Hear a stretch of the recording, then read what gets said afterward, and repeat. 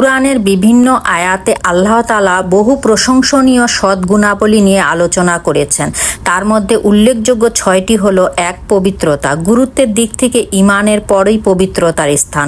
নবী সাল্লাল্লাহু আলাইহি ওয়াসাল্লাম বলেন, পবিত্রতা ঈমানের অঙ্গ। ইসলাম শারীরিক পবিত্রতার সাথে সাথে আত্মিক পবিত্রতাকেও সমধিক গুরুত্ব দিয়েছে। আত্মিক পবিত্রতা বলতে নিজেকে গুনাহের কাজ থেকে দূরে রাখাকে বোঝায়। যে কোনো কাজে নিজের নিয়তকে পরিশুদ্ধ করে নেওয়া আত্মিক পবিত্রতা অর্জনের একটি গুরুত্বপূর্ণ দিক। 2. হালাল খাবার খাওয়া। পবিত্র কুরআনে হালাল খাবার খাওয়ার ব্যাপারে যথেষ্ট গুরুত্ব দেওয়া হয়েছে। আল্লাহ তাআলা বলেন, হে মানব সকল, তোমরা পৃথিবীর সকল হালাল খাবার গ্রহণ করো আর শয়তানের পদাঙ্ক অনুসরণ করো না, কেননা সে তোমাদের জন্য এক স্পষ্ট শত্রু। 3. বিনয়ীভাবে চলাফেরা করা। কুরআনে বর্ণিত মুমিন বান্দাদের আরেকটি গুরুত্বপূর্ণ বৈশিষ্ট্য হলো তারা সর্বদা বিনয়ের সাথে চলাফেরা করে। দর্প ভরে চলাফেরা করা শয়তানের বৈশিষ্ট্য, যা অবশ্যই পরিত্যাজ্য।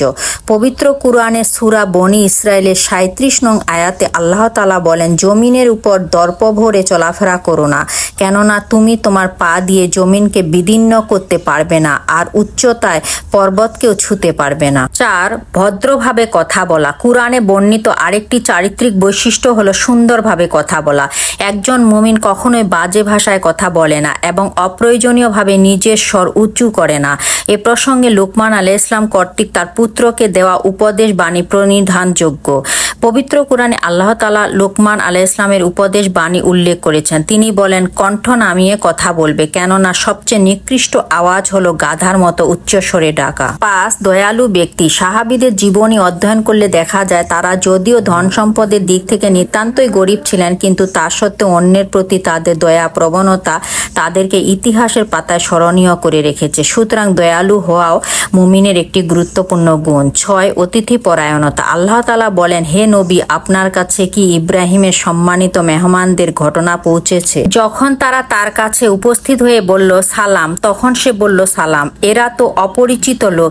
অতঃপর সে ঘরে গেল এবং একটি মোটাসোটা গোবৎস নিয়ে হাজির হলো। অতঃপর সে গোবৎসটি তাদের সামনে রেখে বলল, আপনারা আহার করছেন না কেন? যদিও বর্তমান পৃথিবীতে মুসলমান হিসেবে একজন মুমিন বান্দার গুণাবলী ধরে রাখা অত্যন্ত কঠিন, তবু হাল ছেড়ে দেওয়া যাবে না। কুরআনে বর্ণিত মুমিন বান্দাদের গুণাবলী অনুসরণ করে জান্নাত হাসিল করার সর্বাত্মক চেষ্টা চালিয়ে যেতে হবে। আমিন।